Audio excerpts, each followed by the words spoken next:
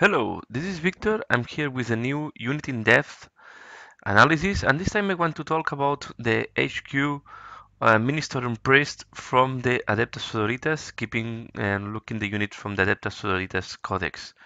So this unit can be the Adeptas Sororitas might include 0 to 5 Minister and Priest, and they don't count as the mandatory HQ, and they don't take up a force organization slot.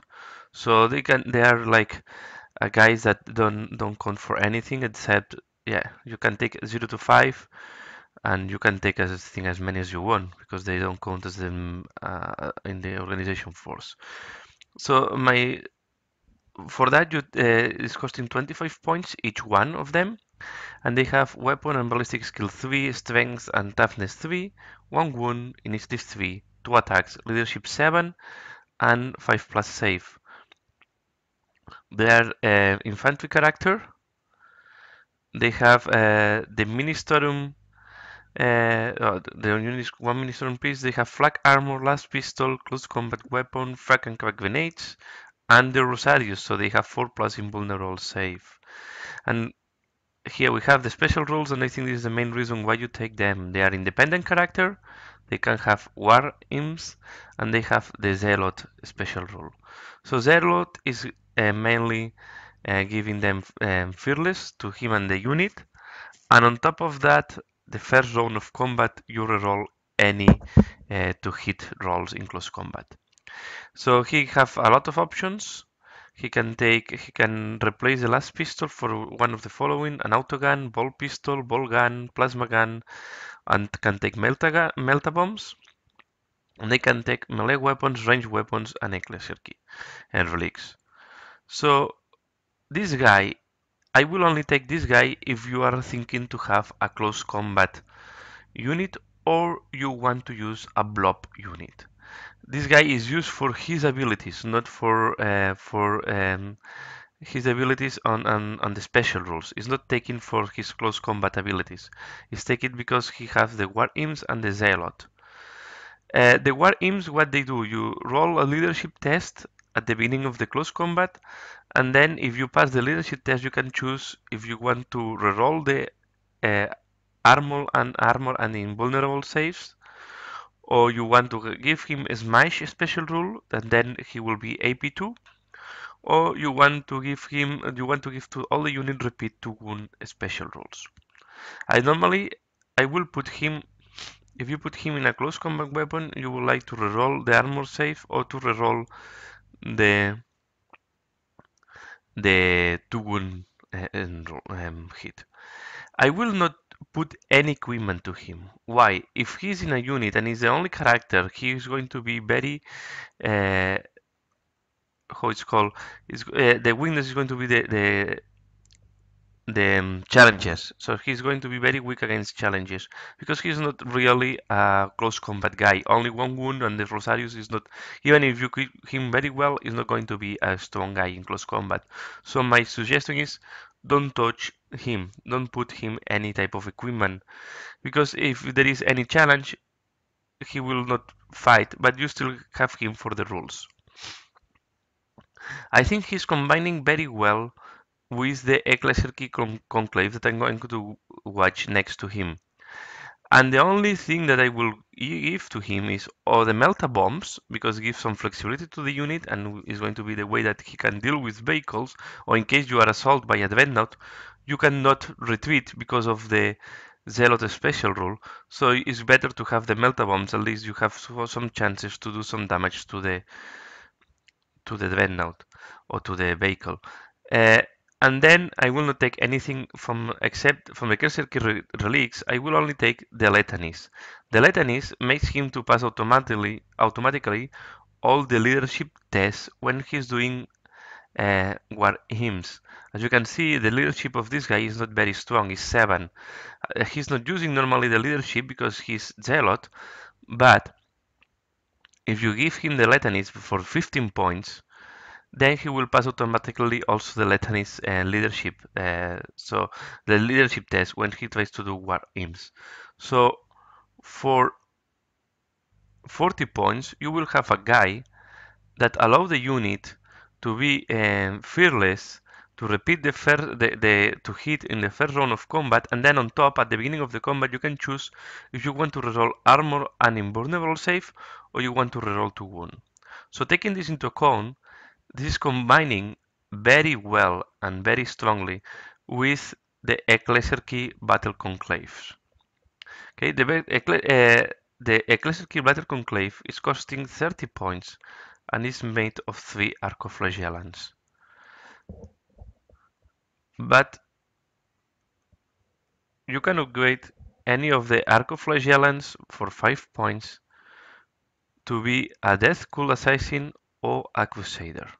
So what is the equipment and what are the profiles? So you see the Arcoflagellants have Weapon skill 5, Ballistic skill 1, Strength 5, Toughness 3, 1 wound, Initiative 3, 3 attacks, and Leadership 8. So he's really an anti-infantry. And they have the Arc of Flails, that is only melee weapon specialist, so he will have 2 of them. So we'll have 4 attacks of Strength 5, no AP. Then we have the Death Cult Assassin. He have also very good weapon skill. Ballistic skill doesn't matter because none of them have shooting. He has Strength 4, Toughness 3, Initiative 1 wound, Initiative 6, 2 attacks, and Leadership 8. Here the interesting is he comes with 2 power swords. So he will have 3 attacks of AP 3 and Strength 4. So it's much, for me it's better than the Arcoflagellan because then you can deal with the high initiative 6. You can deal against Space Marines. And then we have the Crusader. The Crusader is the one that have the poorest profile. It's a human with a weapon skill 4, but he goes with a Storm Shield and Power Sword. So here what we want to do is we want to have some Crusaders to give the invulnerable save 3 plus the Power Sword. So here they are going to be the shield of the unit. They are going to protect the rest of the unit in the shooting and especially in the close combat. And then you want to have some Death Cult Assassins to be able to hit. I will say maybe half and half, 5 of each, or 4 of each is a good number. Each one will cost 15 points per model. So if you have 10, is 150 points for a unit that will have 3 plus invulnerable save, and they will have a lot of attacks of AP3 at strength 4 or strength 3, depending on who is hitting. So I will say, yeah, if you have 5 Crusaders and 5 Death Cult Assassins, it's going to be quite a strong unit. And then inside you can put one of these priests with the litanies. So now what you have is when you assault, you will be able to repeat to hit, they will be fearless. And then on top, if you put the litanies, so now we go to 190 points because we have the priest with the litanies that is 40 points. They will be able to reroll the invulnerable save. So the 3 plus is going to be rerollable. This is going to make this unit very strong in close combat and very resilient. So able to deal with a lot of enemies. So and then on top of that they can go on a Rhino. So if you go to a Rhino, I will drop one of the Crusaders. They are not going to be that needed. Then you will have 4 Crusaders, the Death Cult Assassin, and the priest for 40 points. So it's going to be 15 points less. We will have 175 points. And then we have the Rhino that is going to go to 200. So for 205 points, or 210 points, you will have 10 guys on a Rhino that they will have the 3 plus invulnerable save. And in close combat, they can reroll this 3 plus invulnerable save. And then they will have a lot of AP3 attacks.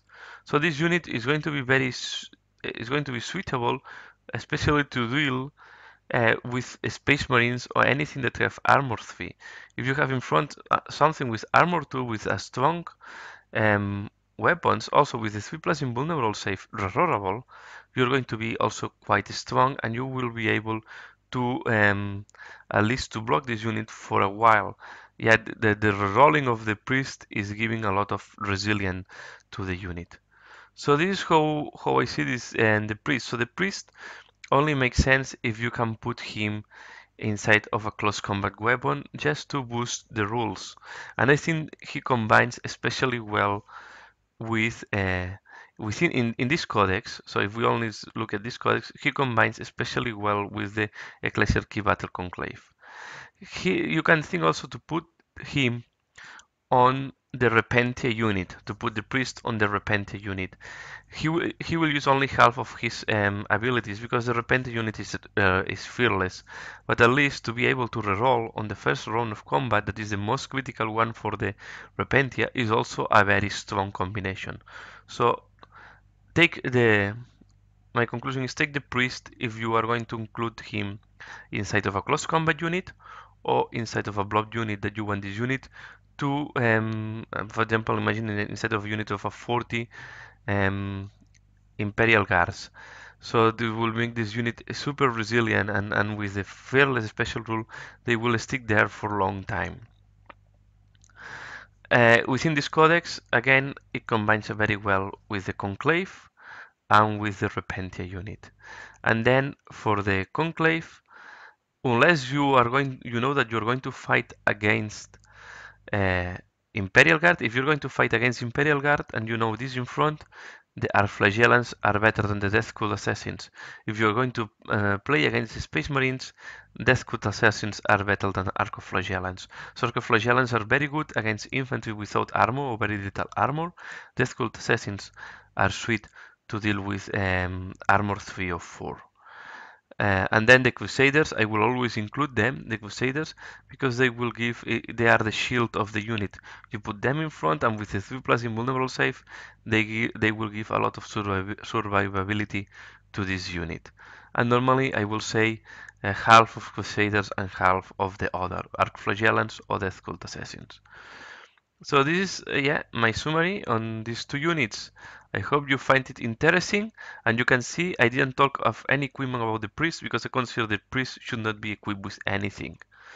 Unless you have the miniature with the eviscerator as I have here. I prefer him not to give any equipment and just use him with the ball with the last pistol and the close combat weapon, and use his rules to boost the unit that you are in. And in case they drop you as challenge, you deny your challenge unless you have a sergeant to accept this challenge and you want to sacrifice him, and then you keep your priest safe until to be the last man to die in the unit. In that way, you will still give the fearless special rule, and combine this with the litanies that at least one of these priests can have the litany from the reliquary, and they will pass automatically the leadership test for the battle imps. So that's all and what I want to share. I hope you find this interesting. Please leave your comment below. Are you using these guys, the priests? Are you using the Ecclesiarchy Conclave? And yeah, I was just and yeah, and leave me your comment and let me know what do you think. And remember, the Ecclesiarchy Conclave can only be unlocked, can only be used if you have a ministerium priest. So it's mandatory to have a ministerium priest to be able to fill the Ecclesiarchy Conclave. What I think it's very nice because they combine perfectly. So that's all. So thanks a lot for watching. Leave your opinion below, like if you like it, subscribe if not subscribe it, and see you again later. Bye.